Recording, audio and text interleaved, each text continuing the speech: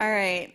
So, potential has no age is the tagline for the Shiseido Vital Perfection skincare franchise. Last February, we launched the Vital Perfection Uplifting and Firming Cream. And in the past year, it has already become a bestseller. And many of you in this room played a role in that, so thank you for that. We're really excited because we just recently launched the Vital Perfection Concentrated Supreme Cream, which has 2 times the concentration of safflower red, which is our hero ingredient. Now, this is for those of you who are really looking to focus on skin contouring and defining your features. But potential has no age. It's more than a tagline. It's really a consumer mindset. Ambition and vibrancy cannot be dictated by age. I believe what brought you all here today is because you believe deep down inside that there's still more to learn, there's more to do, and there's more to become. And we all want some healthy looking skin while we're at it. Show of hands, I just have a quick question for you all. Anyone tired of seeing 20-year-olds talking about, already, I didn't even get it out, anti-aging skincare when they had no visible signs of aging to begin with, right? Yeah, you're not alone. Our consumers, they expect authenticity.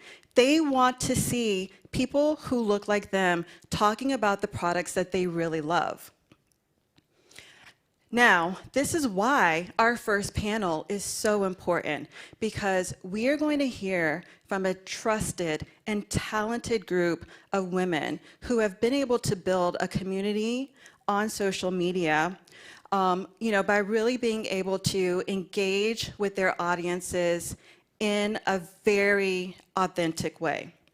Now, as Sid mentioned, again, for everyone watching on the live stream, you should start to see a QR code on the screen, and everyone here in person, you should see that QR code on your agenda.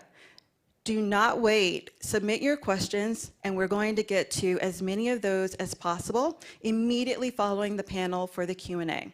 Now, without further delay, I know we're all ready to kick things off, so I'm going to introduce our first panel to the stage, and then we're going to give them a warm round of applause.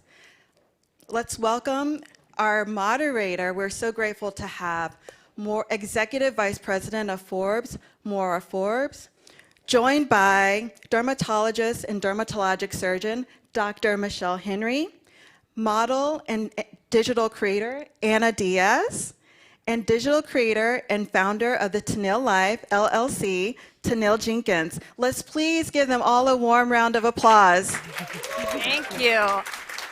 Good afternoon, everyone. I am so excited to be here today, and I'm so excited because we need to be having more of these conversations in terms of how we challenge convention, how we do so in the ways that we talk about beauty, how we do so in the ways that we talk about our careers and the like.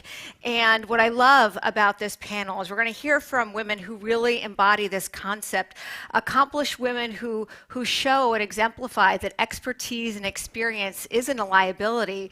It is the foundation and the launch pad for bold new chapters and really exciting ventures in life. So today we're going to talk about that in the context of shaping narratives, filling spaces, but also doing so in a way that defies people's expectations at any age. So ladies, thank you so much for joining us. Tennille, I'll start with you because I think all of you show the ways in which we can have really exciting different chapters in our lives. You left the security of a traditional job. You were going through many different life changes and the like, to really create a platform and find a community around different ways of thinking about beauty, wellness, and the like. But this is easier said than done. Can you walk us through your path and the ways in which you found an audience that was really hungry for the type of insights that you brought to life? I have to start at the beginning, which is literally my beginning. All the way back when I was 18, I was a teenage mom. And everyone kind of thought I was throwing my life away, and I had to dig deep and say, I have to figure this out. I put myself through school. I want to be interior designer. I want to do interior architecture. I hit the ground running, and I did that. And that was like through my 20s. And at the start of my 30s, I found myself as a single mom, a child in middle school, one in elementary school. I was living at my parents' house. I didn't have a job. I didn't have a car. I just felt so lost. And so when I was 31, I was like completely reinventing myself, because the interior design world, I was kind of like not relevant there, and I found myself in corporate aviation. And it really unlocked something special for me those years, because I had never been alone. I had never traveled the world. Here I am working on a private jet with, Mr. and Mrs. Billionaire and, celebrities, and just, it was wild and crazy and so special, and I could never have seen myself at that time doing this. Fast forward, towards the end of my 30s, I was like, am I going to be on a plane like forever? Do I want to keep like running around, starting my day at all these crazy times? So I started a blog, a lifestyle blog about traveling and the things that I like to do in the city. And it just kicked off. And I was like, okay, I'm going to keep working these 2 jobs, and when I can, I'm going to move into the content creating full time. And it was at 42 that I was able to leave my life as a corporate flight attendant and share about. It was wanting to see myself. I wanted to see women that looked like me, that had adult children and had real life issues, and I just want to share that through beauty and food preparation and all the things that I was passionate about. And that kind of brought me here today. So I continue to do that, and started as a teenage mom and had all these different changes and start overs, and I don't know, it's the most beautiful, crazy, chaotic story, but it's been so rewarding. You bring up a great point, though. We were chatting about this earlier, is that so often it's in these moments of discomfort, it's in these moments of real uncertainty and turmoil that really forces us to dig deep and to think differently, and where we have no choice sometimes to take those risks. And the fact that there can be extraordinary, wonderful things on the other side of moments where we have no idea if and how we'll navigate through. Anna, I'll turn to you, because we talked about that as well in terms of your career. You'd had a career in the fashion world, and you're working in an industry that really celebrates youth and newness, but you've developed content that deeply resonates with an audience, as we've said, that often has been overlooked. Can you share what sparked your decision to go away from a traditional path, and what that speaks in terms of how we all can think about opportunities and our voices? Yes.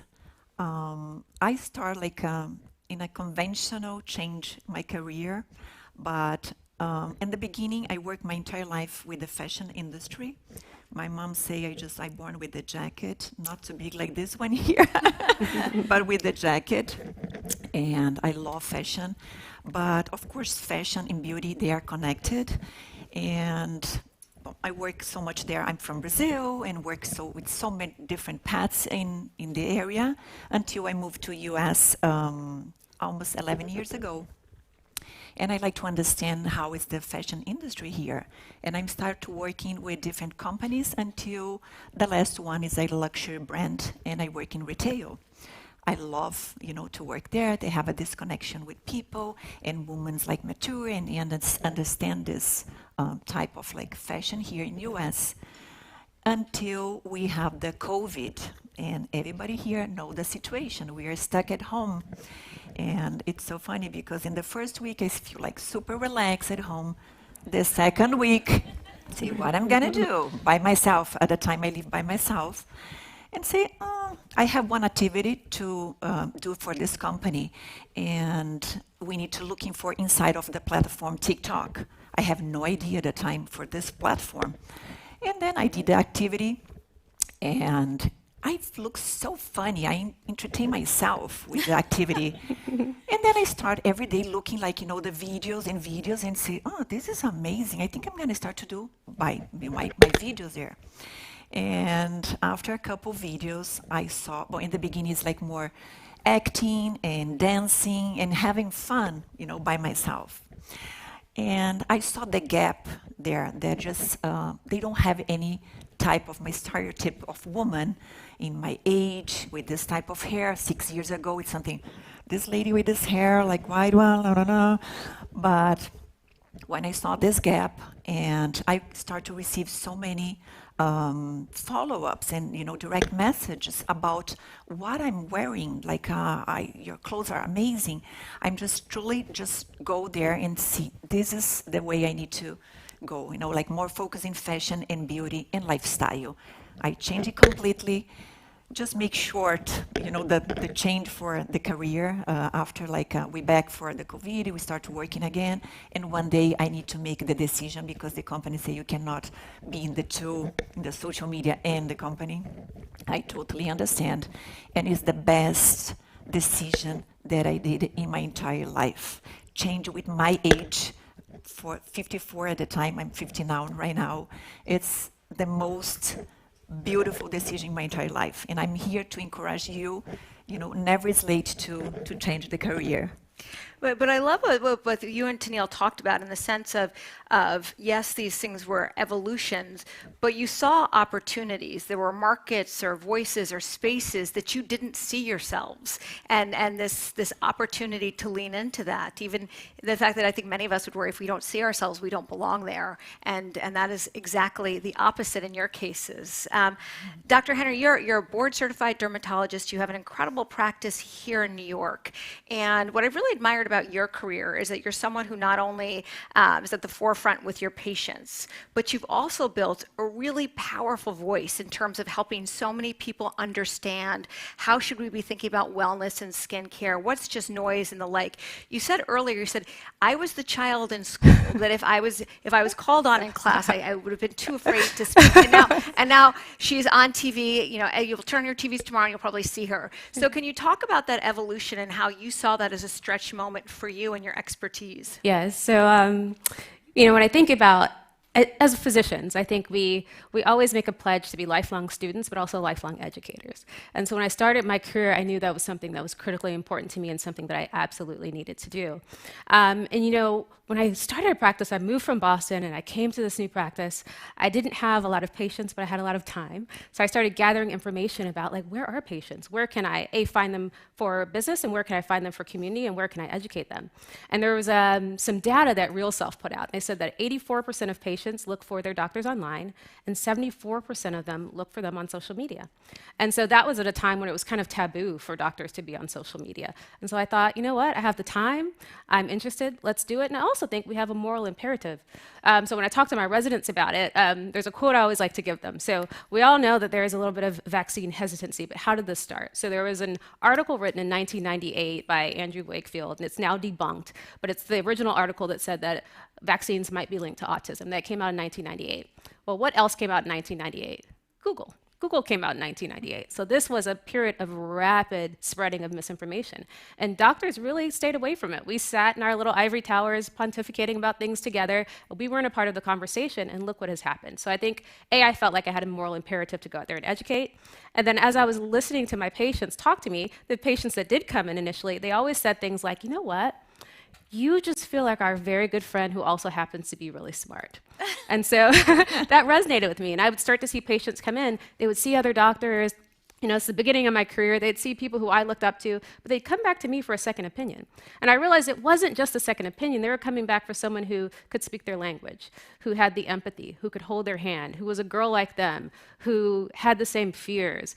And so for me, it just made perfect sense. And so I jumped into it before a lot of other doctors, and it has changed my career completely. It's so gratifying to me when my patients come in and they know me and they trust me, which is, I always say as physicians, you choose us for our judgment, our trust, our authenticity. And so when they've already gathered that from my social media, I know I'm doing the right thing. And so it's changed my life. I do so much media now. And again, I was that girl in theater that would sit on her hands and I can't believe that I'm doing TV so often. And it's gratifying to me, it makes me happy, and it means a lot to my patients as well. All of you have this through line of the power of authentic voices and really sharing your own experiences in a very personal way, and how powerful that is, and still how unusual that can be, especially as women age. Tennille, you've created a platform, as I said, that really engages women across many dimensions of their life and through different transitions. How do you create and think about content that both validates women and pushes them to maybe think differently about their experiences given yours? And can you share an example of maybe a piece of content that you posted or an experience that really brought that to life in terms of the relationship and what they're looking for? My content is, first of all, my community is very broad.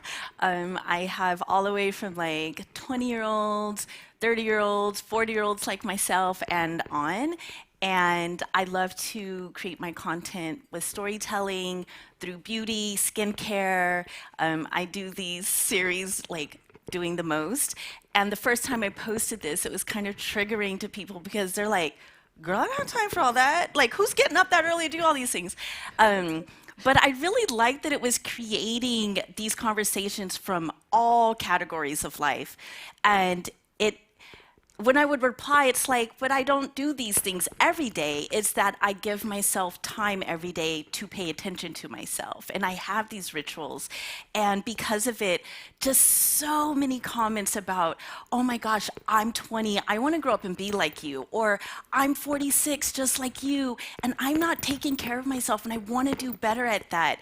And through that one piece of content, I've given so many people permission, because sometimes, you know, your significant other's like, you're taking too long to do that. And, no, I'm in here self-caring. I'm in here because you need me to be a better person to you, right? So leave me alone. And it's this one piece of content, one thing that I decided that I'm just going to film. I'm going to do like an everything shower kind of day. And that one thing just resonated with so many people. And so through my storytelling of like, you know, I survived this, I pushed through that, and, you know, and I earned the right to, you know, heal myself through self-care. Oh my gosh, I was like, wait a minute, I get to show up and be myself, and people, you know, want to like they're inspired, they feel educated. It's a very unique opportunity, and I love it. I feel like I'm doing exactly what I need to be doing. But you said something really interesting, like I'm showing up as myself, and that's Yes. a surprise to us, right? That showing up as ourselves is really our superpower. That is the magnetism that brings opportunities in and can really stretch us. Anna, similarly with your content, you really engage people. You show many, many different aspects of your life. How do you think about, at least in your own experiences, using your platform to challenge some traditional conventions around beauty? And was there one piece of content that really surprised you, that exploded, that speaks to what women are really craving and what's not being given to us at these stages of life? Yeah, I think the most important that you try to show in the beginning is the confidence. I think for me, it's the most important. When you know what you're doing, and confidence for me is something that you're not buy in the supermarket, or you just have like right away. It's something that you construction your entire life. It's step by step. And I'm gonna tell you something about confidence that makes me like feel right now super confident and show this type of like content that I do every day on TikTok and Instagram. It's here in US. I just learned so much with you women. They are so connect with each other, they help each other, and help me every single day to construction this confidence. Means like when you're in an elevator, they say, oh, you're beautiful, what your bag from? And this is something looks like small, but in the end of the day, it's so huge to make your confidence bigger and bigger. Because from the country there, they don't have this. Women don't appreciate each other, you know. They look in you, but they never ask, they never appreciate you like here. And I think you women from US here, they're amazing, and they help me so much with the confidence. And this is just bringing to me and my content to show more and more that we can do everything that we want. Well, that confidence is something that you don't have to be born with, and that it's like a muscle over time, which I think for women especially, many of us, myself included, really grapple with these moments of self-doubt and these narratives that we tell ourselves, and the fact that even just our voices and our support of each other can be such a powerful tool. I'm sure the women who said those things, you look great in an elevator, had no idea that those small things added up to something that you could pay forward for and other I try people. to do the same with women before. Like I learned, and now I appreciate it. If I'm going elevator or any place, of course, organic, natural. Like you are beautiful, you have amazing smile, like something like that. I'm gonna make the day happy from other people. And those small things. Yes. That's a great reminder to all of us that we all have that power Yeah. to give to each other. Dr. Henry, you really have your pulse on what women are looking for, the types of conversations, the questions that they have that may be very, very different from what people assume and the like, and you've built that trust factor that you talked about earlier. Can you share what you've learned about what women are seeking in terms of their insights from you, and how do you think about cutting through the noise and having that dialogue in a way that really meets the needs that we all have? Yeah. I always say I am in the business of female empowerment, whatever that is, or I'll tell my patients, like, I'm a happiness Sherpa. I'm going to take you there, whatever direction you want to go into. And that's really what my patients are looking for. And the conversation has changed. So rarely do I have patients come in and say, I want to look perfect, because what is that anyway? They come in and they want to look like the best version of themselves. We've gone away from saying anti-aging, and we're talking about aging well in the same way that we say health span instead of a lifespan. We want to live, we want to feel good, we want to feel confident, we want to love the skin that we're in. And that's what my patients are looking for. So they want to know what's real and what's not. Like, do I need 14 steps? No, you don't need 14 steps, right? Do I need this? Is this the magic ingredient? Is this going to change my skin? And so they come to me and I give it to them directly. We have a very science-based, evidence-backed practice, and some people say, well, you can't use that language with your patients. I think people are underestimating their patients, or underestimating. Women come in with so much more information. Sometimes I learn things from my patients because they have their finger on the pulse, so I'm learning from the world, from my research and my patients. And so I think this is the best educated group of women I've ever had. And so I can only serve them by also giving them back that education that I have. So I give it to them straight. I give them data. I give them pamphlets. We talk very, very plainly about what's real and what's not. We talk very plainly about what we can actually attain and what you should be looking to attain. Of course, everyone has their idea of what is beautiful, but I think my goal as well is to help drive you there in a healthy way. Like, what are healthy mental and physical ideals? What can we truly attain, and what are you really trying to find? So some people are chasing wrinkles, but what they want to fix is inside. And that conversation is like, what are you trying to fix? Is this wrinkle going to get rid of that? It's not, right? So how do we fix that part, right? And so I say dermatologists are part dermatologist, part psychologist, right? So that's kind of the work that I do. And that is such a fine line, I think, for any of us who have been to our dermatologists for those types of things, like, what do I need? And it's more, you are trying to address something that has nothing to do with what the outside is. And oftentimes, because of these narratives in society and culture, that's what we press on in terms of our sense of self-worth. I also love that you talk so much about listening to your patients. And that's something that all of you do as a community, listening just as much as talking. I do want to dig into what are some of those rituals and practices and things in your life that can help us maybe inform our own routines, because as we all know, different stages of life require very different things in terms of how we should think about our skin, our wellness, the questions we should be asking. Tennille, I'll start with you. How is your approach to skincare transformed over time? And are there one or two core principles that really guide you in terms of how you think about these practices in your own life? Yes, in my 20s, there was no such thing as skincare. I was just hanging on by the seat of my pants. I was lucky if I washed my face. And then in my 30s, I started paying attention to what I was putting in my body. And so I was like, I'm gonna be a clean beauty girly and like pay attention when I put on my skin. And then moving into my 40s, and now at 46, I've moved into more science-backed efficacy, kind of like when I was introduced to the Vital Perfection collection. I'm just like, how does my skin gonna do if I use skincare that's has some clinical studies and more science and not just my hippy dippy, because that's kind of who I am. And so now I do like a blend of my clean beauty that is also does clinicals, and then I have my, science-based clinicals, skincare, and I do a lot of other like holistic approach to skincare. I really believe that your skin begins on the inside, and so I do a lot of daily rituals and routines and things, doing the most in all categories. So, but yeah. What about you, Anna? When you look at your evolution, what have you really leaned into? We've talked about vital perfection and just in terms of how it can be such a solution in terms of balancing these different dynamics of our skincare journeys. But what are the practices that help really shape your daily routines? I think like evolution in terms of beauty and lifestyle is still growing. You need to pay attention. It's about the evolution and use in your daily, like in your routine. And for me to use like the vital perfection and look in my lifestyle, it just connect right away because it's type of the product I just feel like it's a simple product to use like every day, In my life, like women's looking for like less makeup and more skincare routine. We take all this makeup and to make your skin glowing, better, and then you feel.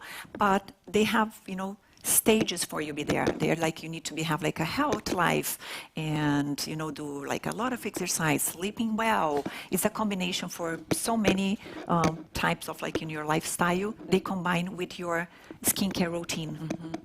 And if you have great skincare, everything else is so much easier when you talk about cosmetics and beauty and wellness and the like, and it's a multi-pronged approach. Dr. Henry, in terms of we're talking a lot about the science and the need to really lean into the science and the power of these extraordinary innovations like we see with Vital Perfection and a lot. Can you share, for those of us who are not science geeks or not in medicine, can you break down why we need to be thinking about our skincare in terms of this dynamic, and what are the questions we need to be asking as it relates to our skin aging and where we should lean into different products? Yeah. So you know what? I am a fan of working smart, not hard when it comes to skincare. Skincare is a lifelong journey, and you want something that you want to use, that you enjoy using, and that you'll continue to use because it's all about consistency. And that's why I say if you love 14 steps, go for it, right? If that's your self-care moment, it's not that it's a bad thing, but what I'm wed to is compliance. What will my patients use? And my patients like products that have many utilities, like multiple functions, and that's what I like about Vital Perfection. And so we think about where I am now in my 40s. I have all the things, I've been doing all the treatments for a very long time, but I can't fight, father or mother time, right? So things are starting to change in my skin, and I'm starting to see all those signs: the laxity, the discoloration, those fine lines and wrinkles. But at this point in my career, which, as the theme says, potential has no age, things are actually ramping up. And I don't have time to have 35 products. So I love something that really can address most of my concerns. So, when you look at the science around Vital Perfection, a lot of it, the safflower red has been studied for 30 years. 30 years of looking at this ingredient to see if it works to help to support our collagen.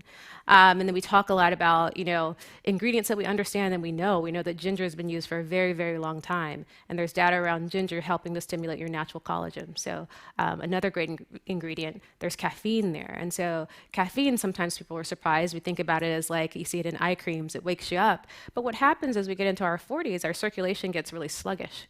In the same way when we look at our eyes start to get darker when we're older because those vessels are like big and engorged and our circulation isn't that good. That happens in our entire face. So that's why we start to get that kind of dull appearance as we get older. And so that caffeine is helping there. And so it's just a really smart, very well studied group of ingredients to help to address the lines, the laxity, and that hyperpigmentation that we're all seeing, especially when we get to the 40s. When we get to our 40s, especially when we're getting to that perimenopausal period, we can lose 30% of our collagen in those first 5 years of that menopausal period. That is terrifying, And so you want to make sure that you are doing what you can, the prejuvenation before you hit that period, and then when you doing what you can to preserve what you have.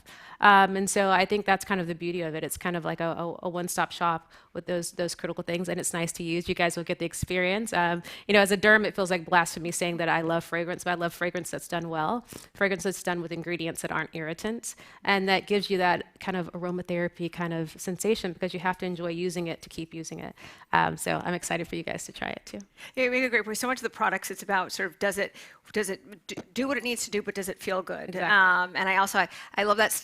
Did you say 35% of collagen or 30? 30%. Those first 5 years in that like menopausal period. I don't know if you heard. I gasped. Right. I had no idea, and I caught myself because it's you said earlier. We can't fight age. These are things that are natural parts of the aging process. So how can we better empower ourselves with great products? There was a question, say, trust but verify. How do you do that on social media? I think this speaks to let some brands who really have invested in science and innovation, let them do the heavy lifting. Otherwise, the rabbit holes we all go down can be pretty deep and pretty dark. One of the questions from an audience member was, aging is letting go of some parts of your identity. How do you stay grounded in your identity when everything seems to be changing physically and mentally? Does anyone have any advice on that? I don't mind answering that one. Full transparency, when I was 40, I had a hysterectomy, and it like made me go into like medically induced menopause. And so at 46, so that's 6 years now. And so I feel like I was waiting to like not feel like myself, lose the sleep and all the things like, oh my gosh, am I going to be able to fly? Like, I'm going to feel claustrophobic. Like, there was just so many chaotic thoughts in my mind.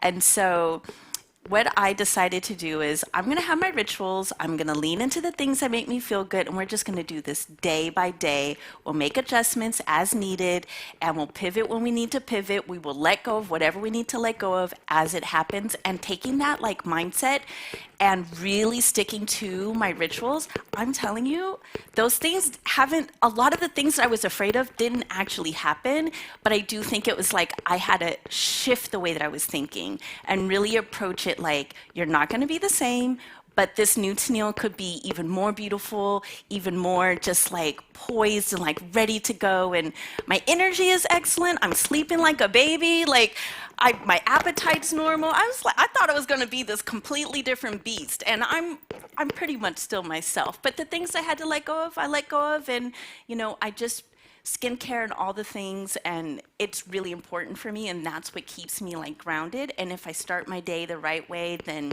I'm good.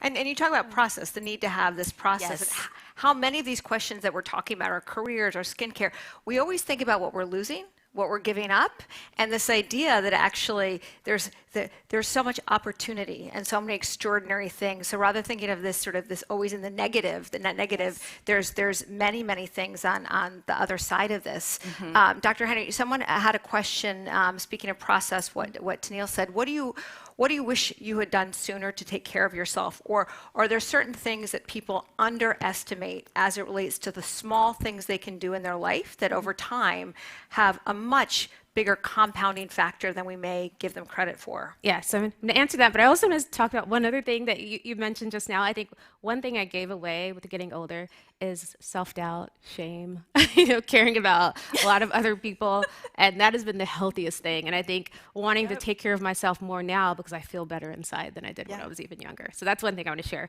But what do I wish I focused on when I was younger?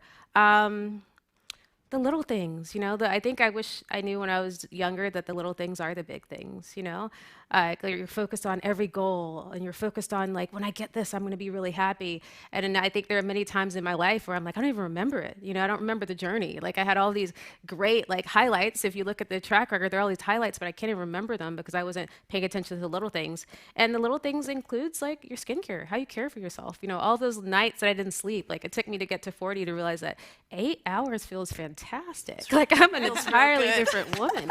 I spent my entire career like sleeping 4 or 5 hours a night and like patting myself on the back about it like I'm so hardcore. That was insane. Like now I'm just clearer and better and happier. And so like realizing that life is going to happen, you're going to get there, but don't lose yourself along the way. So in all things, in my relationships and the way I care for myself and the way I ate, I wish I just slowed down a little bit and paid attention to the little things. Go back to the fundamentals. fundamentals, these Yeah. priorities that especially as women over time, we just put on the back burner because we don't think that they matter. And I always think that you either pay now or you pay later. Yeah. And so the idea that investing in yourself now can have huge benefits. Anna, there was a question about what advice do you have for women who are thinking about content creation in a time where all these platforms are so prolific? How do you think about it, or what ways do you think people should think about it differently beyond just content creation, or what makes for a successful relationship with a community? I just suggest the person is first start on the platform and do whatever you want to do. Very organic, very original, and be yourself, you know. Like potential has no age. You can start any time and do whatever you want to do in the platform. I love that, just to experiment and give yourself that freedom. Yeah. And both of you said you were really surprised at what people responded to. I think that's really affirming, is that you actually sometimes go in and you have no idea what people actually want, and what aspect of your life they're going to gravitate toward. We know the theme of the summit is potential has no age. There's some great quotes from our speakers downstairs on their perspectives. But I would love, as we close out this conversation, each of you has challenged conventional career timing, how to use your voice, how to engage with communities, and the like. When you hear potential has no age, what does that mean to each of you based on your journey? Danielle, I'll start with you. I feel like there's no timestamp on the goals that I want to achieve. There's no limits to the things I can achieve. I've pushed through so much in my life, and as long as I'm here, learning, experience, growing, I'm gonna keep going. So every day is a gift, and aging is a beautiful thing. So, yeah, no limitations here. And that's something that with time, you learn that with time. Oh yeah, yeah. Anna, what about you? For me, let the words say everything, potential and no age. I mean, age is numbers, potential. Everyone here have that amazing potential. Just don't think too much, you know, do whatever you want to do, and the result is coming, you know, and you need to believe in yourself. And one more thing I think is very important. Normally, we're just thinking about in the past and looking in the future, but live the moment. When you are in the platform or you are be something, just enjoy the moment. Like we're here right now, enjoying this moment. That's a great reminder, be present, and this idea that potential, that we feel like potential is somehow this rare thing reserved for your younger years, is a fallacy, as we all know. Dr. Henry, as you wrap up, what does that sentiment mean to you? Yeah, and when I think about potential, I think your potential is as large as your appetite. You know, if you have a small appetite at 20, there goes your potential. You know, if you have a large appetite at 70, and you know, at this stage of my life, I have a voracious appetite. I'm very hungry, right? So it's as much as you want, and it really is. You create your own ceiling, and so your potential is as large as you can dream and as large as you can imagine. I love that. So be hungry, be very hungry, be open and curious to learning, and also be yourself, be authentically yourself, and showing up in those moments in a very present way. Well, ladies, your journeys are not only inspirational, but I really encourage you all to spend time with their platforms. There's great insights, great practical wisdom, and the like, and I appreciate the candid discussion today, so thank you. Thank you.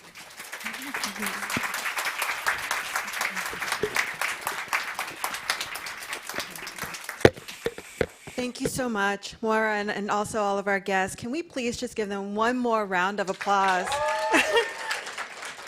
That was such an incredible discussion, so much great advice. If you are not all following them on social media, you should now pull out your phones right now and start following them. I myself rarely post. I'm ashamed to admit it, but after that conversation, I'm feeling ready to share. Also, if you're feeling ready for a break, now is the time. We're going to take a very quick 10-minute break. If you need to grab some water, stretch your legs, now is the time, but definitely be back here in your seats in 10 minutes because you don't want to miss a moment of the next panel. I've wanted to be a storyteller ever since I knew that existed. I've been acting since before I was an adult, so I'm really, really lucky that I've had access to top-level professionals who have always kind of told me about the importance of taking care of my skin. I do feel like part of my life involves treating myself as an instrument, my voice as an instrument, even my skin as an instrument, and it all serves a larger purpose of storytelling. Shiseido was an unbelievable partner in terms of valuing the story that I wanted to tell. When I heard potential has no age, I felt so excited because it was a feeling that I'd had, and I was thrilled that Shiseido thought that I could represent it. Vital Perfection, Shiseido Ginza Tokyo. When I was younger, I didn't know how to make myself comfortable. Now I know that there are certain things that I do, and if I do those things, I'm a better version of me. I think one of the things that I've definitely gotten better at as I've gotten older is loving and cherishing things. I look up to people who live their lives with passion. I look up to people that live their lives with integrity, and that's something you can really only tell if somebody's doing over a long period of time. So for me, age is actually an essential part of respect and understanding what somebody's made of. And the idea that you continue to make yourself every day of your life. It's not like we ever have a moment when we arrive. It's this ongoing dance. I want to participate in my life as presently as I can because I'm aware that it's not forever. Vital Perfection, Shiseido Ginza Tokyo. Skincare is not prescriptive. Everybody is different. You're the only one having the experience of being you right now. So you have to figure out what's right for you. You only have 24 hours in the day, so if you're going to spend a certain amount of it, you need to know that the tools that you have really, really work for you. I genuinely love applying this product. I felt it the first time I put it on, but it's a feeling that's really deepened as time goes. My skin knows it, and my skin looks forward to it, and there's something in Vital Perfection that my skin reacts really, really lovingly to. And so I just know when I put it on my skin, like almost exhales a little bit. I've been using it for a while now, so I know that the results work, but there's just some intangible aspect to it that I said it's personal to me, and it's become a really important part of my skincare routine and an important product that I rely on. Vital Perfection, Shiseido Ginza Tokyo. Welcome back, everyone. Shiseido says potential has no age. That means no expiration date. Too often, society tries to place an invisible cap on what we can achieve based merely on the number of years that we've lived. Well, I want to ask you all to do me a favor. Imagine if your age never crossed your mind. It never crossed the minds of anyone you know. What would you pursue? Would you pivot in your career at this point? Would you chase some new dreams? It's definitely something to think about. Well, we're also going to have a lot to think about in just a moment, because for our next panel, we have a group of true boss ladies who are here to share their stories of how they have refused to be defined by a number and how they have been chasing their dreams and reshaping what the meaning is of ageless beauty. Now, I know you all are going to have a lot of questions for this panel. So once again, everyone that's on the live stream, that QR code that you're seeing on your screen, everyone here in the room, you should see that QR code on your agenda. Do not wait to the last minute. Start submitting your questions for this panel as soon as they come to your mind. We're going to do our best to try to get through as many as possible during the Q&A session immediately following this panel. Now, without further delay, I'm so excited to welcome our next panel to the stage. Let's please welcome back our moderator, Executive Vice President of Forbes, Maura Forbes, who's joined by designer and partner of Fundamental Co., Jenna Lyons, one of the most influential models of all time, Linda Evangelista, and Shiseido U.S. Chief Marketing Officer Agnes Landau. Let's please give them all another round of applause. I think you all are as excited for this conversation as I am. And throughout the day, we've been talking about this irony that we often equate beauty and youth together. And today, we're going to have an honest conversation around what it means to age. Is there such a thing as aging gracefully as we talk about these themes? But I also have three remarkable women who have approached and have insights into this type of conversation from very, very different vantage points. So we'll hear their wisdom, their insights, and the lessons learned around how we can reshape some of these narratives and claim the confidence that age should be bringing us. So ladies, thank you so much.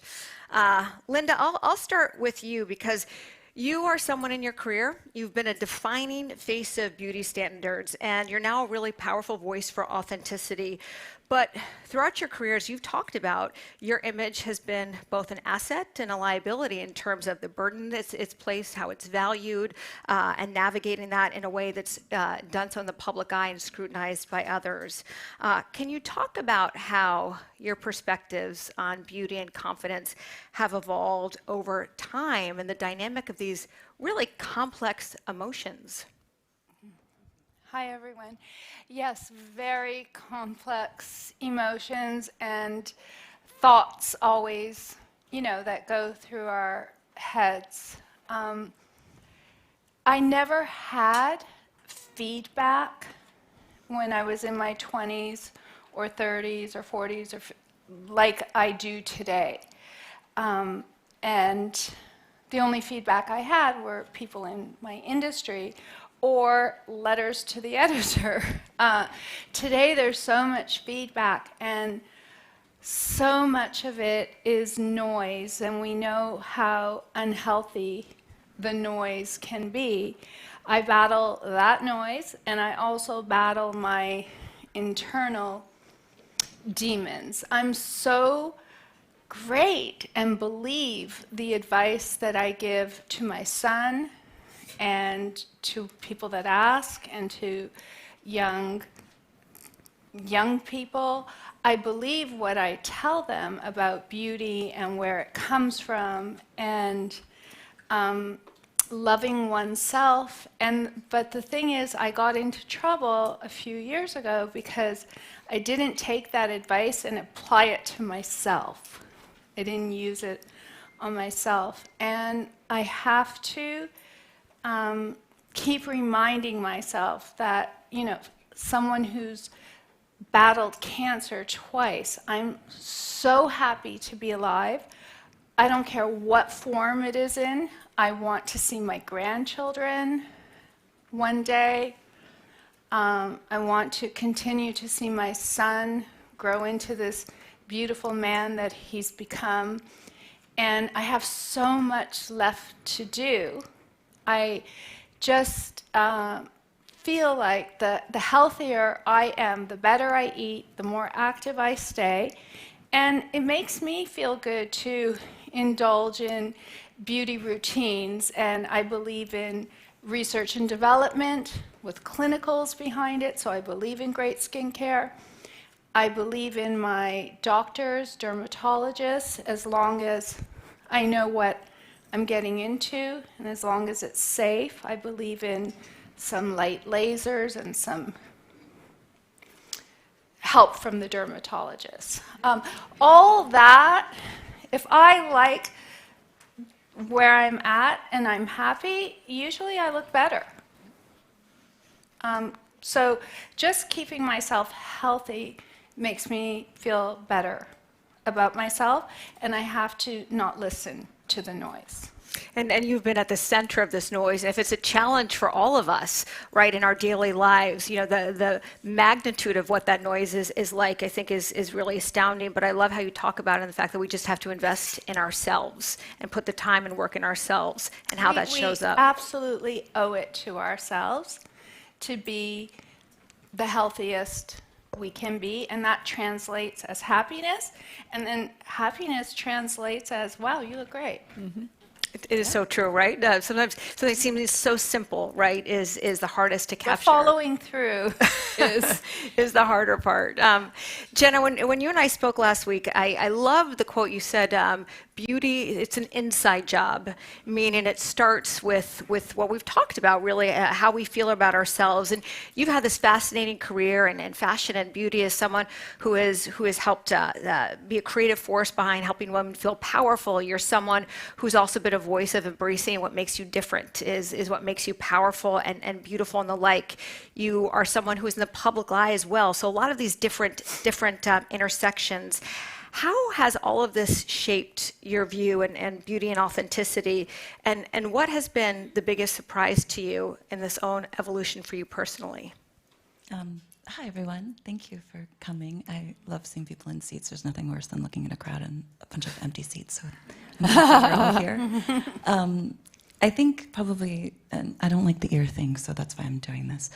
I think probably the biggest thing that I recognized when I started to have a more public life was the more I opened up to the things that I didn't have confidence in, the things that were different about me, the more I shared those things, the more connected I was to people. It was amazing to me how I was so terrified of saying, like, I have a genetic disorder. I had conicular teeth when I was growing up. I have bald spots in the back of my head. My skin has scars all over it.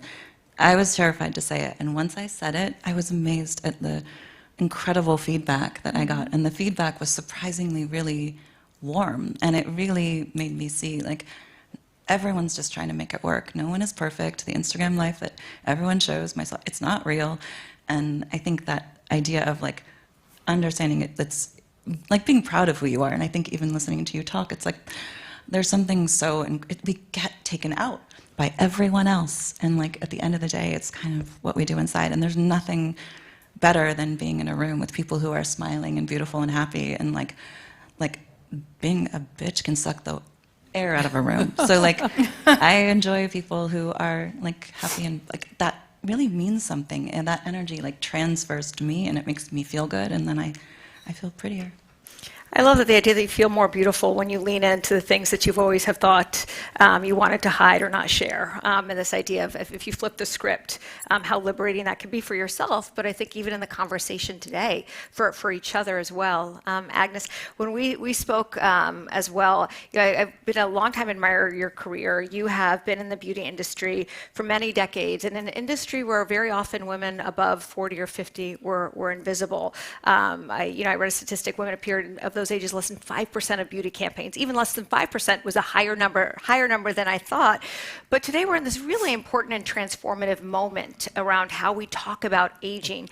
And you described it as a moment. Can you share this evolution and how we ensure that this is something lasting rather than a window of conversation at this time? Yes, first of all, hi everyone. I have been in the beauty industry 40 years. Okay, and when I was in my 30s and 40s, I looked around me, I look above me, and I'm like, what happens to the people here when they're 50, 55? It's like disappear. I'm like, they go to a different planet, I mean, they're put to pasture. What goes on? And nobody around that age. By the way, I'm 62, okay?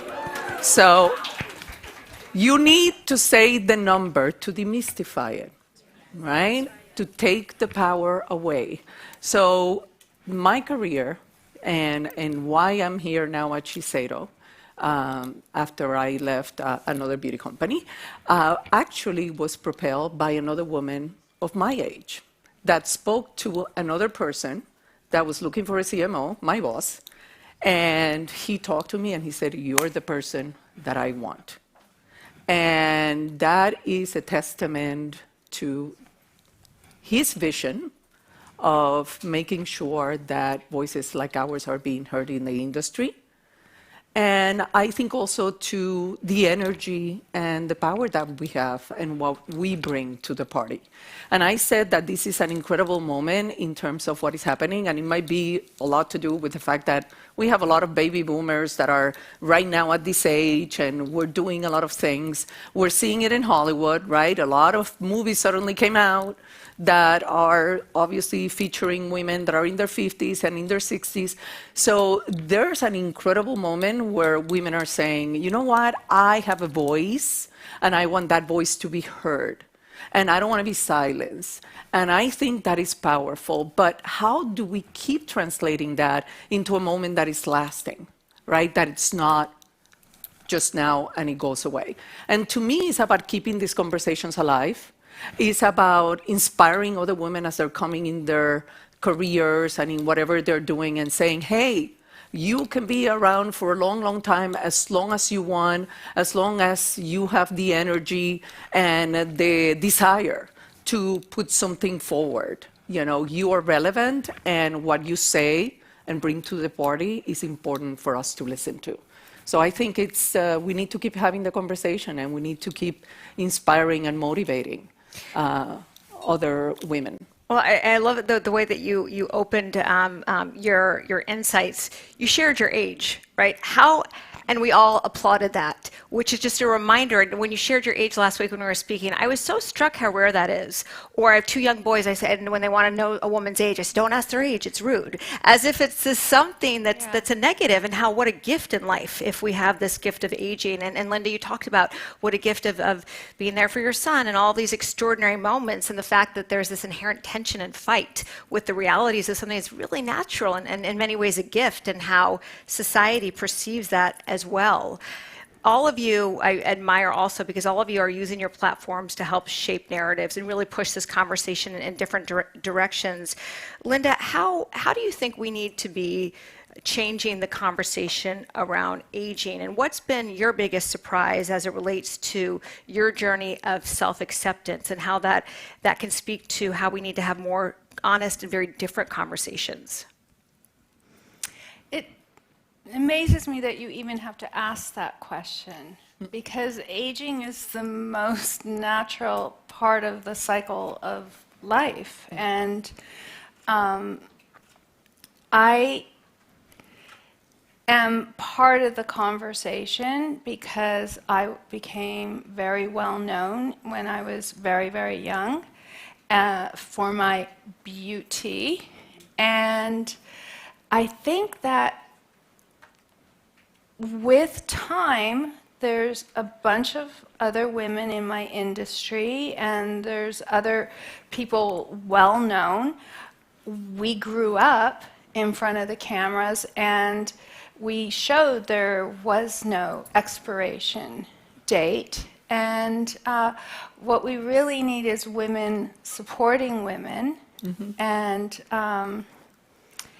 I just feel that you were one of the first ones to support me. You're so lovely. Jenna is a woman's woman, and we need more women's women in this world to hold each other up rather than knock each other down. But older women have a place for. I know I can still sell clothes, and I can still sell beauty products, and I'm still useful and valuable to some people. And it's just with the persistence and potential we can show that we don't expire. When have you felt the most beautiful in your life?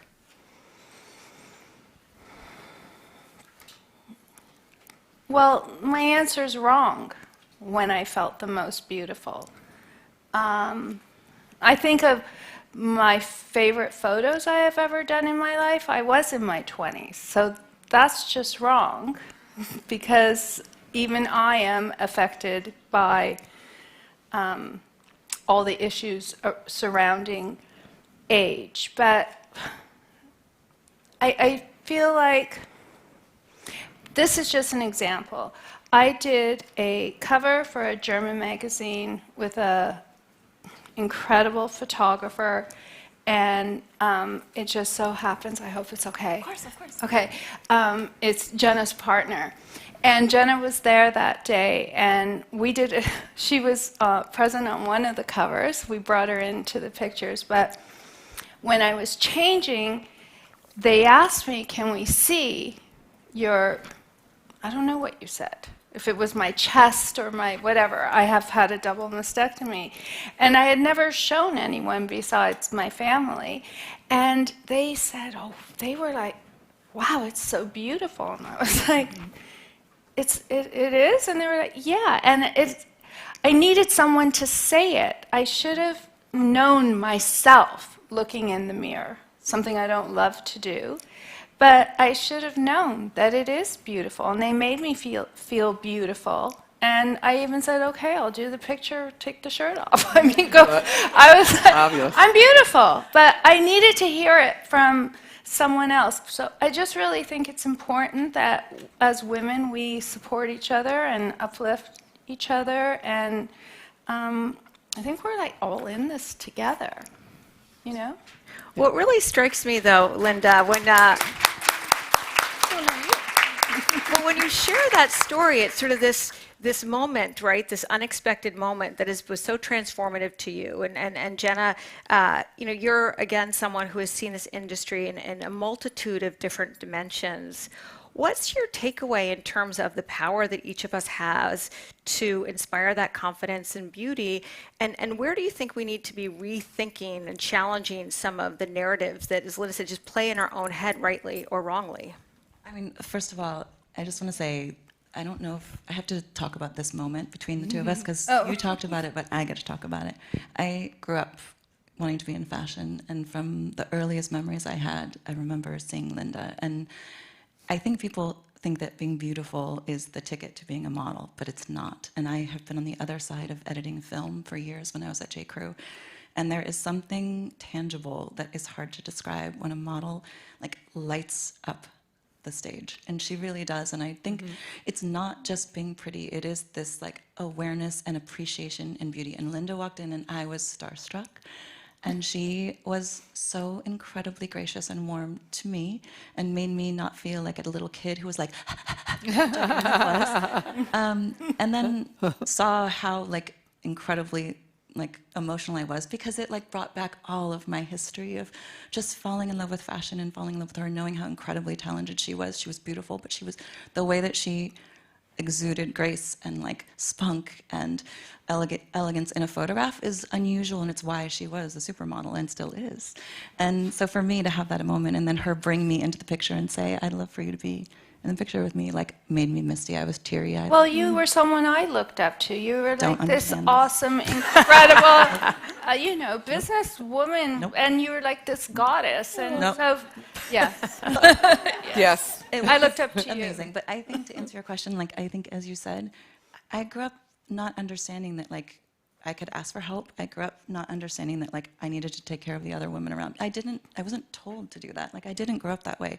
And it wasn't until I got into the workplace and I realized how incredibly important it is. Like we have to take care of each other, and lifting other people up or like giving them even the smallest compliment, it means something. And it's not necessarily about age, but I do think, particularly of someone who is older, I think we have to set the example. And I think it's really like powerful. I was at a restaurant the other day with my son, and he looked over at the woman who came to the table and he said, "You are so beautiful, you look great." And I could see her eyes light up. And she was so touched by this. And it's like, it matters. It matters what you hear, it matters the feedback that you get from others. All those little moments add up to something. So I think like being kind and being gracious and being like adoring, and listen, not everyone's gonna get to meet Linda Evangelista, she's mine. But it was a really like very special moment for me, and I'm so grateful. You're so sweet. Thank you both for sharing that. It's really poignant in terms of what it meant to both of you. And I also am just so struck, we're having a conversation around beauty and the fact that the words that we use, and both of you have talked about the need to support each other and women needing to support each other in this journey, is such an important pillar of this conversation. We don't always necessarily connect that when we're talking about beauty. So thank you. Thank you for that story. And Agnes, you've been someone who's also been really pushing and been at the forefront of having these very empowering narratives about what it means to age. I mean, the fact that there's a beauty and skincare brand that is talking about in this context of science and innovation, but talking also in the context of confidence and authenticity, and in doing so, pushing a broader industry around how we need to be rethinking the conversations we have with our consumers and ourselves. Can you talk more about that evolution, but why it was so important to you personally? Well, I'm there, you know. So obviously, it's very much part of my life. As I said, I grew up in beauty. Beauty has been what I have been doing for forever. And to me, it is an incredible moment to flip the narrative. When we think about how in beauty that narrative can change, yes, we already talked about the fact that you need faces that represent the right ages, right? 20-year-old shouldn't be selling a lifting and firming and anti-wrinkle and all these things product, right? We should have the faces, and also because it's empowering, right? You want to see the right product in the right face and what it really can do. And it's honesty, by the way, and authenticity, by the way, right? The second piece to me is about the conversations and about the words. Words have power. We give them a lot of power, right? I said my age because that has power. Immediately people is like, right? Mature, menopausal. They exist, hello. They are happening. They happened to me. I had my own ecosystem for a couple of years, which was great during the winter, now not so much. But it's important because it's conversations that we're having that basically talks about what is happening to us, and we don't have to be embarrassed by that. We shouldn't be embarrassed. We shouldn't be afraid. We shouldn't be ashamed. We should share, right, what our experiences are, because it helps somebody else. And when it comes to product, by the way, you have to develop and formulate a little bit differently when you're developing to perimenopausal or menopausal. The texture of the cream is going to be different. The amount of emolliency that you put in there is going to be different. So you have to be thinking about these things when you're developing the product. Also, we have a science for longevity, right? And meaning, in our creams, we can formulate the same way we think about our bodies, right? In our bodies, we say, okay, we have to have a good diet, we have to do exercise, we have to take care of ourselves in order to live, could look our best for longer, right? Well, we can do the same thing in skincare, right? We have the ability to actually make skin cells healthier, right? If you're taking care of your skin in a constant basis. If you're staying away from the sun, guys, the sun, very bad, very no bueno. No bueno, sun, no bueno. If you want the most effective and actually best anti-ager, SPF, right? Because it's just, not good for your skin. So protecting your skin and nourishing your skin are the two best things that you can do for keeping your skin healthier longer. And honestly, a routine that you can keep, because if you use it one day and then stop, that's not going to be good. So obviously keeping that routine, being able to do that is very important. That consistency, you're right. If it's something you're going to stick to and do it, that's the most important thing. And we heard from that with our other panelists earlier. I do want to talk about that evolution in terms of how you approach beauty and how you approach aging. And Linda, I'll ask you, you touched on a little bit in the opening conversation around what you prioritize now as it relates to your skincare and how you view those aspects of your life. Can you talk more about that evolution and also how, rather than viewing aging through the lens of loss, have there been unexpected gifts you found along the way? Gifts in terms of things that have been surprises and good things that age. Well, okay, so in my 20s, I was living in France, and I was using Embryolisse, and it has nothing in it, right? There's no actives in it. I don't think so. But it was like all I knew. And now I want to know there's actives. I want to know there's clinicals. I want a multitasking line of products that, combat, all my concerns. A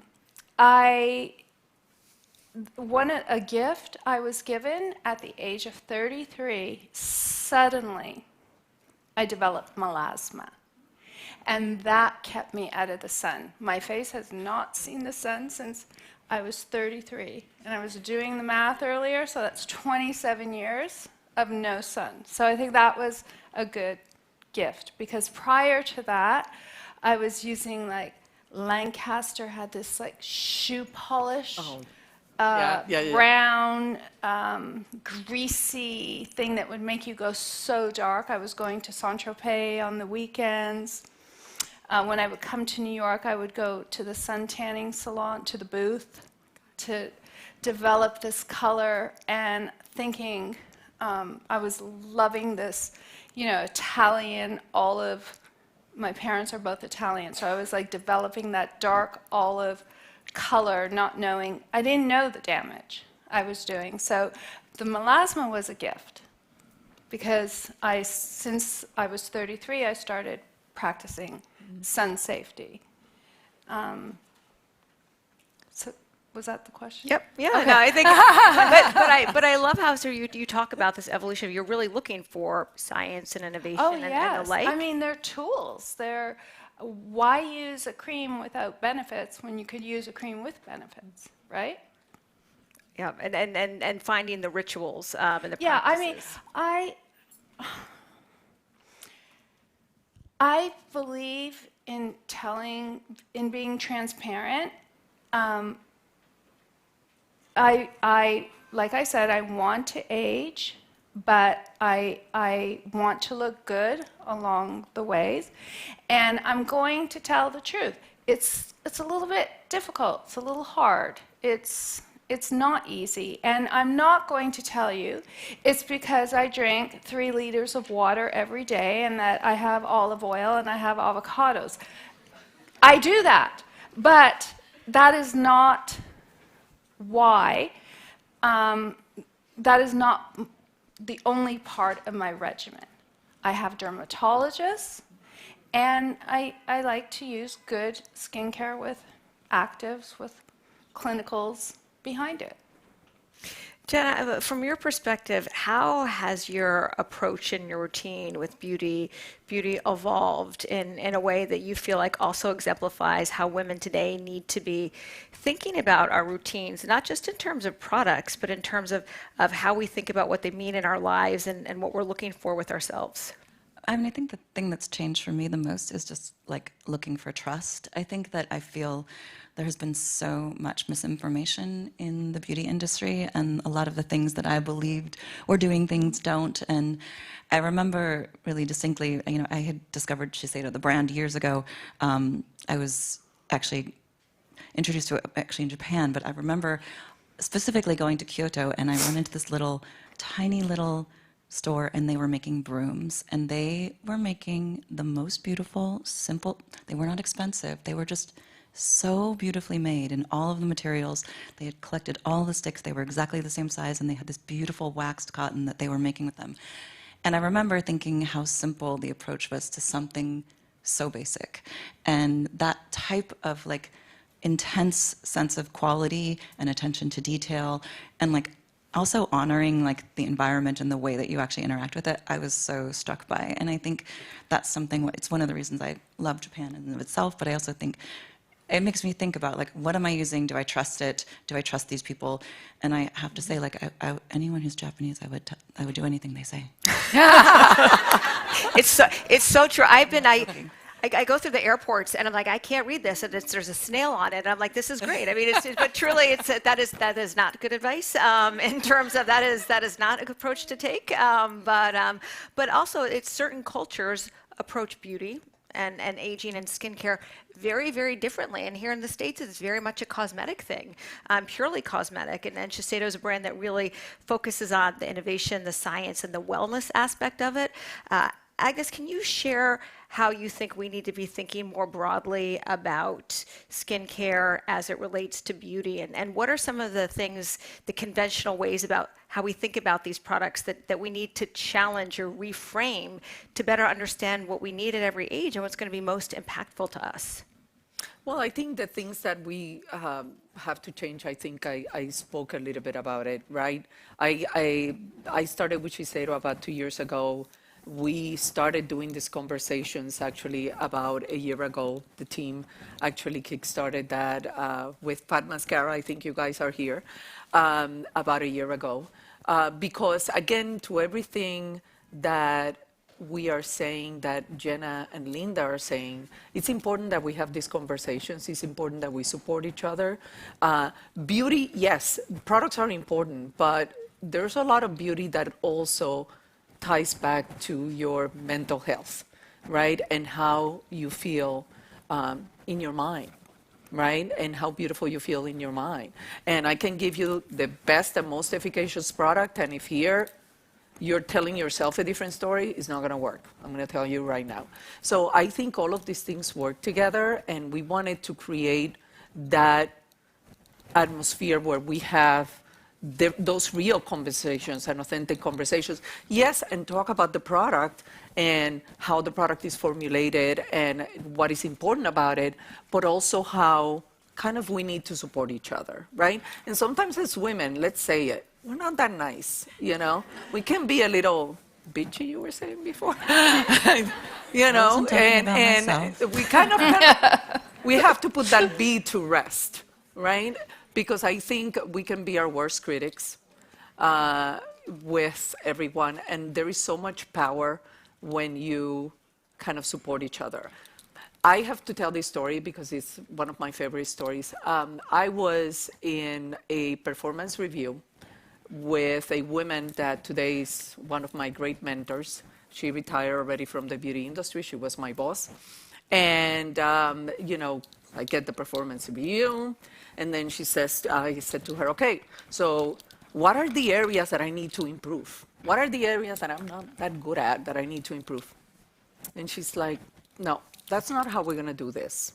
I don't want you to focus on what you need to improve. I want you to focus on getting maximally great on the things that you do well.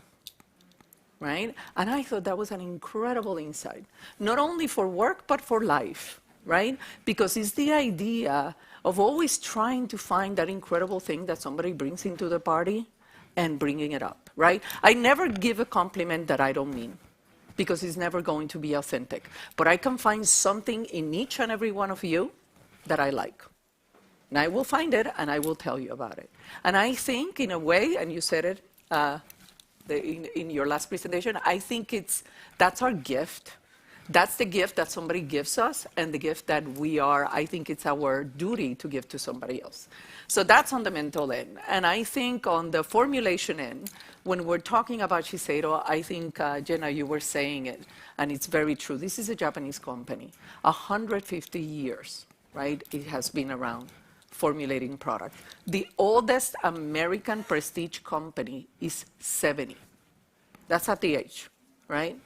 So at that time, we were developing the first sunscreen product in the industry at that point in time, 70 years ago.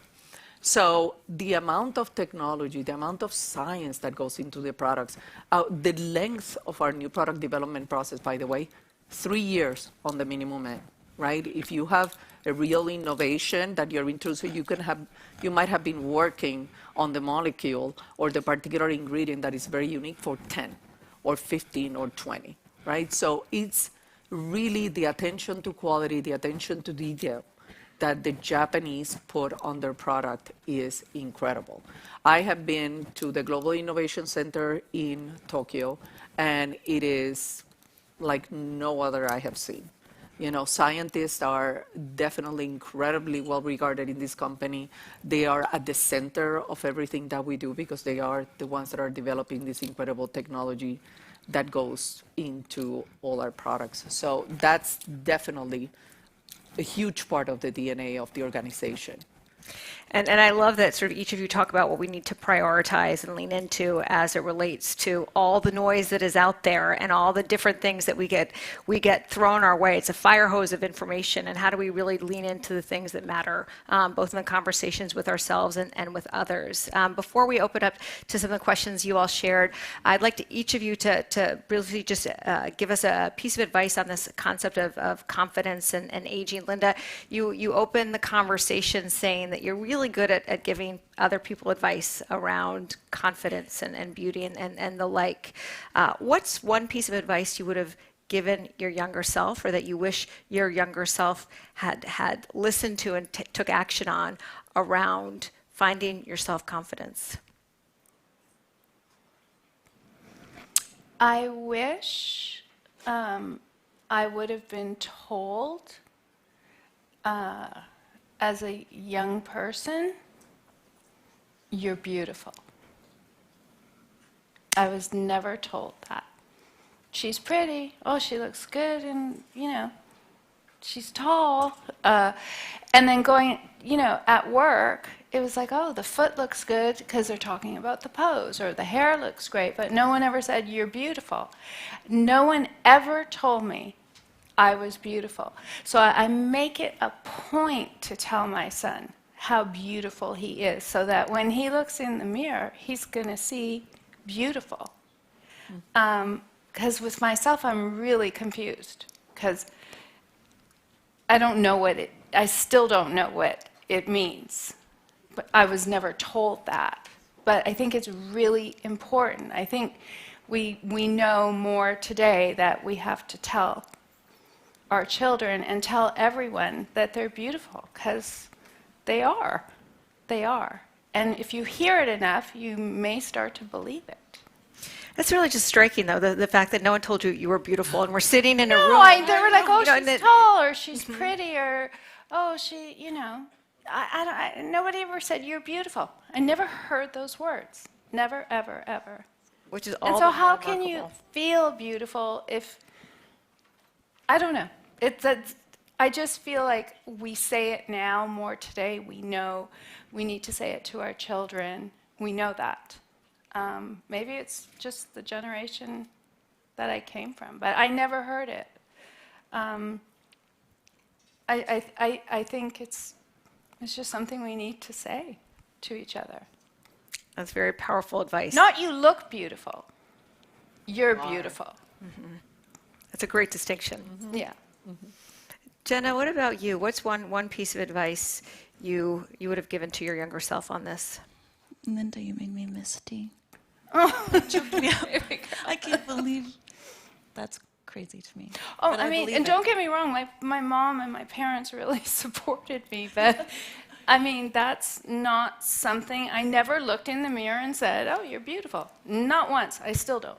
But it's something I hope, like my son, if he looks in the mirror, I hope that thought crosses his mind. I mean, I think the thing that I wish I had known when I was younger, or that I didn't listen to my gut, and I can tell you many times when I did that and when it did not serve me well. And that feeling in your stomach when you just know something is off, and that could be with a job, it could be with a man or a woman, whatever your predilection, we don't have to talk about that. But I think that there's so many times where I knew something was wrong and I didn't listen to myself. And if I can go back and retrace those steps, every single time, if I had listened to my gut, it would have been a better choice. And I don't know why I listened to outside people more than I listened to myself, and I wish I hadn't. I love that aspect of confidence, just being confident in what your instincts are. Yeah. Your body knows. Your body knows. Like, sometimes your brain doesn't, but your body does. What about you, Agnes? I think it's related to that confidence too, in a way. I wish that I had it a little bit more at home, to tell you the truth. So it was a little bit of a different experience. I grew up, I'm Puerto Rican, so I grew up in a little bit of a Latin culture, and we can be, it's fun and everything, but sometimes not much fun.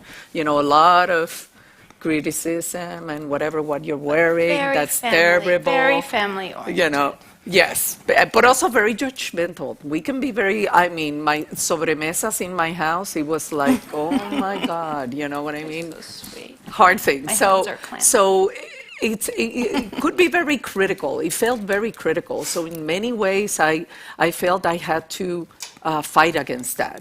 You know, I would have people saying, well, these people call you to ask your opinion, and I'm like, yeah, I'm their boss, and they're like, oh, and I'm like, oh, thank God, you know what I mean? I don't need you to find my confidence, but it definitely, I think, didn't help me. It made me doubt myself more. It made me not take maybe some risks that I could have taken at a certain point in time because I was afraid, you know. So I think giving somebody the gift of saying, I'm here for you, and take it. You might fall on your face, but I'll be there and I'll pick you up, and we'll keep walking together. And that would have been fabulous, you know, I think.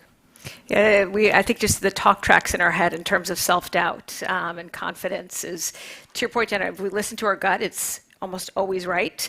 But yeah, we also then sometimes have this opposing narrative that somehow we let be louder than the others around who we should listen to and when. In terms of audience questions, a lot of audience members have wanted to get a better insight in terms of how you prioritize wellness. You are three women with very, very busy careers. We talked a lot about the importance of sleep, how elusive that is. Can any of you weigh in terms of how you've learned to be more intentional, or what some of your practices are to really integrate those fundamentals just in terms of the day-to-day aspects of your life? I'm choosing you. Okay, I'll go. I mean, I think it's a little bit of the same thing I was talking about. Of, like, I never listened to my body when I was too tired. I never listened to my body when I'd eaten too much sugar. I never listened to myself when I was like, I probably didn't need to have that extra drink. Like, there were so many moments where I have not listened to my body, and I'm so, like, it's the big thing for me. I am much better. Like, now I'm like, I'm tired. I could go to bed. Like, yeah. I revel in, like, rest and cuddling and, like, quiet moments in a way that I could have done more so, but I take, like, that is religion for me. Like, cuddling, whether it be my partner or my child, is like, it's so feeds me and makes me, like, it just makes me feel great. And so, like, I have incorporated that. I know it doesn't sound like a beauty routine, but it really is.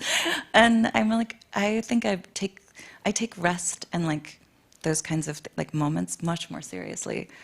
And it's definitely become my religion. Oh, though, it's what's restorative to you. It's what gives you energy. Oh my God, give me a hug and I can go for another hour. So everyone just start lining up after this. Well, I'll give Jen a hug. Really She'll be game. bouncing off hugs. the walls. Linda, what about you? Is there any aspect of your beauty routine, one or two sort of more practical, tactical things that either would surprise people or practice around wellness that you think is underestimated? Okay, so I wear sunscreen every day, even if it's winter. In the winter, okay, it'll be built in to my moisturizer, and then maybe if I'm wearing a tinted whatever, I'm trying to think. I mean, taking care, just my routine, just the way I eat, exercise, just taking care of myself, and then using the great, I'm able to get my hands on great skincare, but I think that everyone has access to great skincare. My advice is just finish the bottle. I'm guilty of not finishing the bottle because then there's another one that comes and you get excited about that one. I feel like we owe it to these companies to at least finish it so we can see the results that they were, promising us. And just and my humidifiers. I'm very grateful to my two humidifiers on either side of my head. I don't have anyone to cuddle with, But Come over. I know. I've been public about not liking to hear people breathe in my bed, but it's I'm fine. I'm okay alone, but I do like hugs. But I like it quiet. You're out of luck, Jenna. No, I love her. I'll come for snuggles, but I like my quiet room with my humidifiers, and when I have insomnia, which comes at this age, Yes. I decided to embrace it and get productive. I don't get out of bed or anything, but I just embrace it and read or do something that I was putting off, and I embrace it instead of being angry about being up at 3:30 in the morning. Well, you got your humidifiers going, so at least you're glowing while you're up in Well, the it's middle of so the night. dry right now. Oh my God, it's so dry. So I'm grateful for those. And I love it. Both of you talked about you need to be more intentional and be more steadfast in terms of committing to the things that you know have the greatest value in your life, whether that be for you, Jenna, the cuddles, or you, Linda, not making sure no one's breathing in your room. No, I'm kidding. But it's important. You know what's important to you, and not being apologetic about the things that you know you need to prioritize. Agnes, for you, is there anything that you've learned or anything that you've incorporated? Well, I definitely have the routine. My routine is like, don't follow it. It's too many products, just because I can, Last night I'm with my husband, we're watching a movie, and I have a mask on. He's like, and who? It's like, what are you wearing? And I love it. It's part of self-care. And I'm like, don't judge me. I'm trying this thing, and this is how it's going to go. But it's definitely, it's both, right? It's taking care of your skin, and it's also mentally kind of recharging you.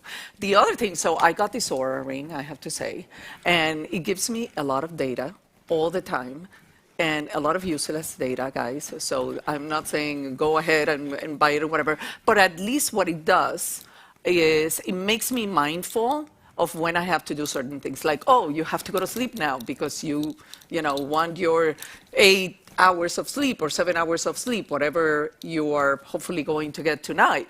Every now and then it tells me I'm stressed, and I'm like, I'm at work, so of course I'm going to be a little stressed now. So shut up, It's like, no, you need rest periods, and I'm like, unless you're passing money into my account, it's not happening, okay? So it definitely, you gave it to me, so I know it's all your fault. So, but I think it makes you mindful of that, right? Your routine does change when you're older. I used to be a big runner and run all the time and whatever, and I don't run anymore. I wake up and it's like the Tin Man. I need a little bit of, stretching to kind of start walking and everything. So you make stretching a little bit more of a part of your routine. So those are, you just have to work with how life changes your body and accept it. Don't fight it. Sort of like embrace it, It is a gift to be this age, so. So listen to your body, right? Yeah. And I have to laugh when you said stretching. Who would have ever thought, when I'm in 20s, right? I would think that's absurd that people go to stretching classes, right? You're like, that's a waste of time. And now you're like, this is amazing. Yeah. As we wrap up, I know we're out of time. So really quickly with each of you, the phrase potential has no age. Jenna, what does that mean to you? I mean, I think having started over at the age of, God, I don't know, what was I, 50? I think even for me, like, I feel so lucky to be able to try new things. Have a whole new career. I never thought that would happen. And I'm glad that there's space for that. Like, I feel so grateful that I get to do all these things, and like, it doesn't have anything, no one cares that I'm 56. Did you hear that? I was 56. You have to clap for me too. Love it. Woo! Woo! Okay, thanks. I feel better now. Thanks, guys. Linda, what about for you? I just feel that we owe it to ourselves to do and find and work at being our best so that we can flourish. And then I just feel like other things fall into place naturally, organically, when we do take care of ourselves, which then the potential is never ending at that point. I think we all have it in us. Yeah. What about you, Agnes? Totally agree with all the sentiments. I think it's about, it's not about the number, it's about the energy that you bring to the party, right? And the limit is all in your head. I remember so many times, oh, you're not supposed to wear this or wear that after you're 60 or do this. The arbitrary rules, they don't exist. We can do whatever we want, right? Everybody's free. So I think having that freedom and feeling, really embracing it, that you have that freedom is incredibly empowering.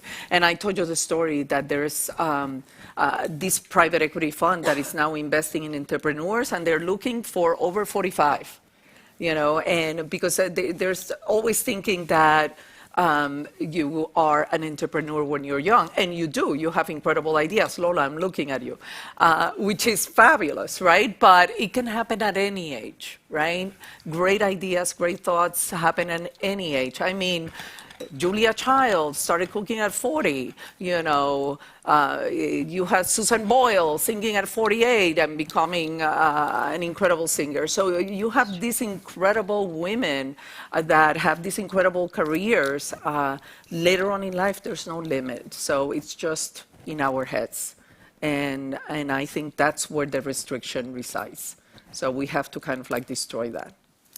You said it's the energy you bring to the party, and I feel very energized by what happened on stage. So, ladies, thank you so much for the insights you shared. And my one of the many takeaways is reminding each other that we are beautiful. So thank you for this really remarkable and beautiful conversation, and thank you so much to all of you today for having the opportunity to spend time on this really, really important discussion. So thank you. Thank you. Thanks, everyone.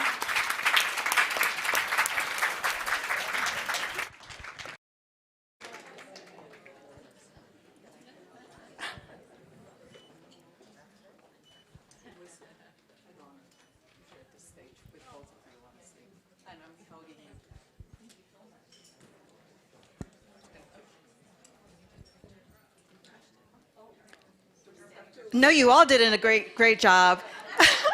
Love it. Please, another round of applause for that powerful discussion and our incredible panelists. Is it just me, or did the energy in this room just lift 10 levels?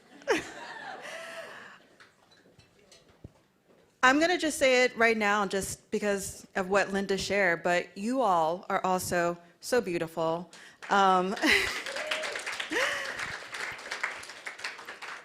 So at this time, we have a request from you all. We would like for you to scan that QR code one last time, because now you're going to see something different populate. There's a survey. It shouldn't take more than just 2 minutes, but we would like for you to complete that. As always, as a brand, we do really appreciate your feedback. We're always looking to do things better. I think it's that Japanese influence that's ingrained in how we operate. For everyone virtual, I also just want to thank you for joining the discussion. Please do not keep the message that you heard here to yourself. Please spread it to your community. Also tag Shiseido. But take care, and thank you again for joining us.